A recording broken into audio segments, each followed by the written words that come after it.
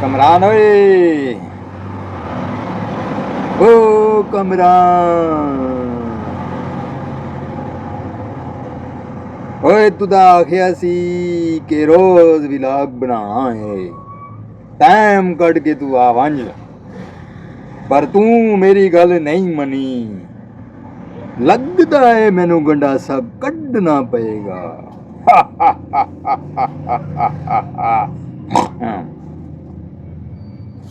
कमरानो यार इंज ना कर ओए मंजिल दे करीब आके तू नस रहा है ओए तू ते बड़ा बाटा आदमी से गल्लां दा नस किंजू गए सोहणिया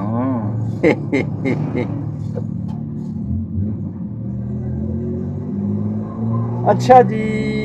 गल कुछ इस तरह दी है कि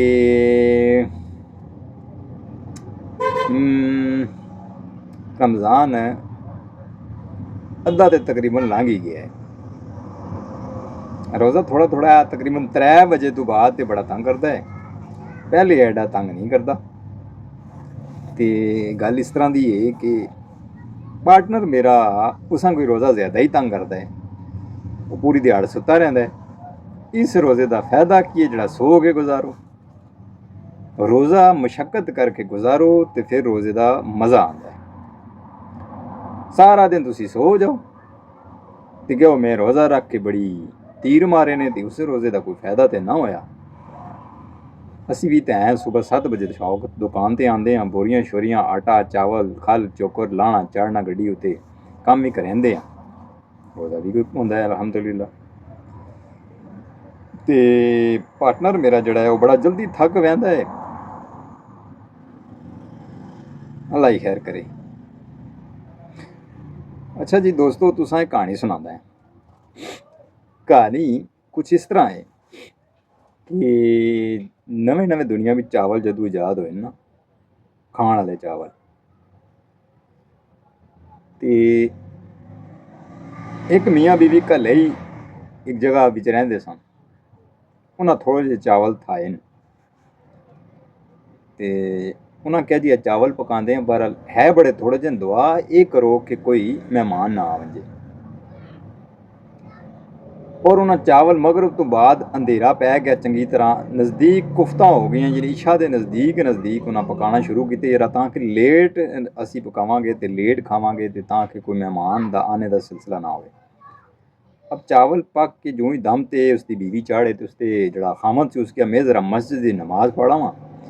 अजे दम लग वैसी पक वैसन चावल तैयार हो वैसन तो मैं मुड़ के आके फिर असी भलिए लोग के दोई बह के खासां।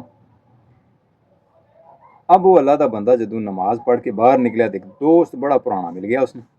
गप शप शुरू हो गई। अब उसकी कोशिश कि मेरा दोस्त मेरे नाल घर ना जुले कि असां घर पकाए चावल और पकाए भी पहली दफ़ा देखे भी पहली दफ़ा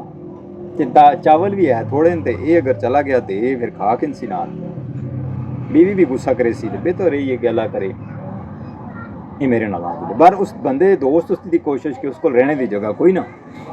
उसकी कोशिश कि मैं इसे नाले जुला रात गुजारा रोटी टुकर भी खावा तो राती इत्थे रह भी जावां। काफ़ी गप्पां तो बाद वो बिल आखिर जदों जिन्हें घर चावल पके सुनो घर जुलन लगा तुसां इंज झूठा जा ना दिलों नहीं इंजू सत किया कि आ ना रात मेरे को गुजार उस भी शुक्र किया उस आखे चल यार तू आखदा तो बड़ा अरसा हो गया सी अरसे बाद मिलिया तो तेरे को चले पैंदे हैं रात उत्थे ही गुजारते हैं। अजू चला गया घर पहुँचे तो मियाँ बीवी उसकी देखा तो बड़ा गुस्से वाला उस मुँह जहा बनाया है कि कितों लै आए मियाँ बीवी खुसर फुसर की कि यार हुण किसी तरह ऐसा तरीका कार करिए कि ये चला जुले लड़ाई शुरू कर दी दोवां च प्लैन ये बनाया कि लड़ाई करते हैं आपस में लड़ाई करसां तो चला वैसे आपस में लड़ना शुरू कर दिता ने इधर उधर डमने शमने आवलियां कुत्के शुतके जेड़े घर भांडे शांडे आते हैं एक दूए दर बगाना शुरू कर दिते हैं सटना शुरू कर दिते हैं जड़ा दीवियां एक जुल के लगा कोई डंडा शंडा तो दीवा उल्टा होया तो बुझ गया अंधेरा पै गया तो जड़ा मेहमान सी आस्ता जा चरपाई थले वड़ गया चरपाई थले वड़ गया तो मुड़ के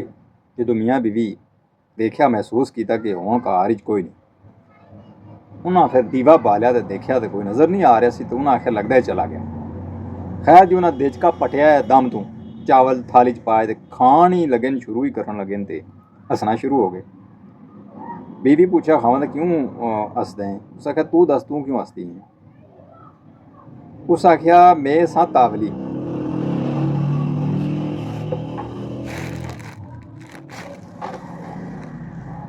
उस आख्या मैं सा तावली तुदा बगा मारी आवली तुदा लगी भी ते नहीं। आवली होंदी है घर दे अंदर कपड़ियां कुड़िए पुराने दौर च कपड़े उस नाल धो के कुटदे सन ना, लकड़ी दी बनी डंडा जा हुंदा है, उस आवली आखदे सन। ते ਉਹ बीवी ने आख्या मैं सा तावली यानी जल्दबाजी वाली, तुदा बगा मारी आवली तुदा लगी भी ते नहीं ना। जड़ा खावन सी उस आख्या मैं सा शोला तुदा बगा मारिया मोला तुदा लगा भी ते नहीं ना। वो जड़ा मेहमान चरपाई थले बड़िया दा सी ना, वो चरपाई तू बाहर निकलिया ते कहंदा बाहर सी झड़ी यार अंदर रे दड़ी यार गे भी ते नहीं ना। ਇਹ ਗੱਲ ਇਹ ਸਮਝਿਓ